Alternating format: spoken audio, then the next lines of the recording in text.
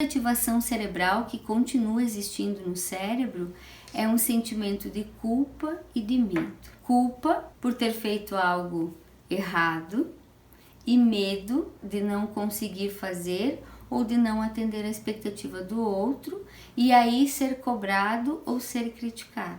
Então gera aquele looping negativo, aquele looping traumático maior ainda dentro de ti mesmo. Por quê? As pessoas que estão sempre tendo que se cuidar por medo, por culpa ou porque estão se exigindo serem perfeitos, são pessoas que têm dificuldade de crescer e de evoluir. Porque na maior parte das vezes, quando precisamos tomar uma decisão, a gente não tem todos os recursos ou todas as certezas de que aquela decisão vai dar certo. A gente tem um contexto, tem uma situação que é possível avaliar e você toma a decisão dentro daquilo que você tem naquele momento. Só que existe 50% de possibilidade de dar certo e 50% de dar errado. E aí o que as pessoas que têm esse sentimento de insegurança dentro delas fazem? Elas têm dificuldade de tomar decisão e só tomam a decisão normalmente quando o outro fala, vai por esse lugar ou vai por esse caminho.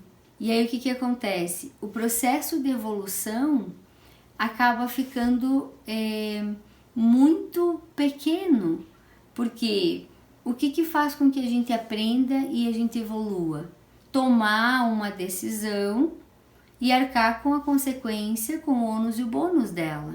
Porque se for bom, você teve uma lição saudável. Se não foi bom, você tem uma lição de aprendizado. Aí você já aprende como não fazer. E as pessoas que têm vergonha, normalmente elas têm dificuldade de se permitir errar, por exemplo, ou tomar decisões. E aí elas ficam paradas no processo de amadurecimento, de maturação emocional e também de iniciativa. Então são pessoas que têm uma falta de respeito e uma intolerância em relação a si mesmas. Então é como se a própria pessoa fosse a pior inimiga dela, porque ela fica o tempo todo se cobrando, se punindo e se perguntando, mas se eu fizer isso, o que o outro vai pensar? Se eu fizer aquilo, o que o outro vai pensar?